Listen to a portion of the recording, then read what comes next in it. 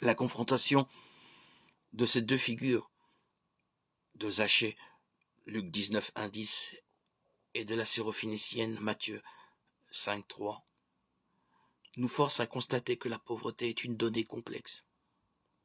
L'expression employée par Matthieu l'exprime à merveille. Heureux ceux qui ont un cœur de pauvre. Alors que Luc, le seul qui fasse état avec Matthieu du discours sur la montagne, ne s'embarrasse pas d'une telle nuance. Il est écrit « Heureux vous qui êtes pauvres » Luc 6, 20. Pour être honnête, il faut dire que Luc, tout au long de son évangile, insiste beaucoup sur la pauvreté matérielle. Il a pour les pauvres de cet ordre une dilection particulière. Cela se comprend dans la perspective évangélique. Mais cette orientation de Luc ne suffit pas à expliquer la différence de formulation entre Matthieu et lui. S'ils sont tous deux héritiers de la même tradition, ce qui est une évidence, les différences considérables dont ils font preuve nous obligent à penser qu'ils n'ont pas le même texte sous les yeux.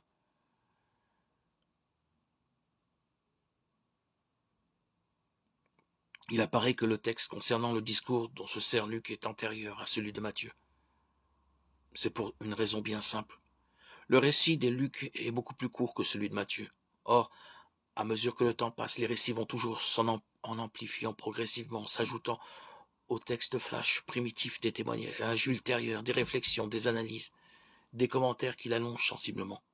De plus, le récit de Matthieu est mieux construit, plus synthétique.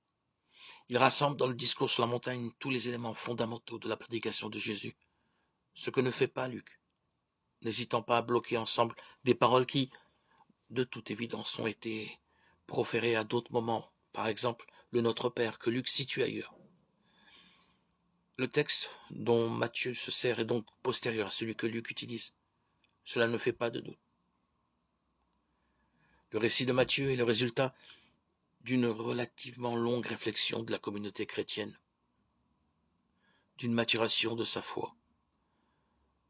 Par là, cette réflexion rejoint mieux la pensée du Christ. Il semble bien que l'expression « avoir un cœur de pauvre » est plus conforme à la pensée de Jésus que le terme « pauvre » tout court qu'emploie Luc.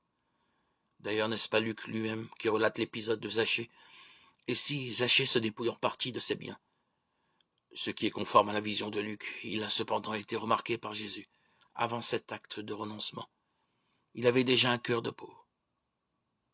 Bien que Luc n'ait pas tiré les conséquences de ce fait dans sa formulation du discours à cause du texte dont il se sert, il se trouve d'accord avec Matthieu pour situer la pauvreté à un autre plan que celui de la seule pauvreté matérielle, en particulier dans l'épisode de Zachée, mais aussi dans la parabole du pharisien et du publicain, Luc 18, 9, 14.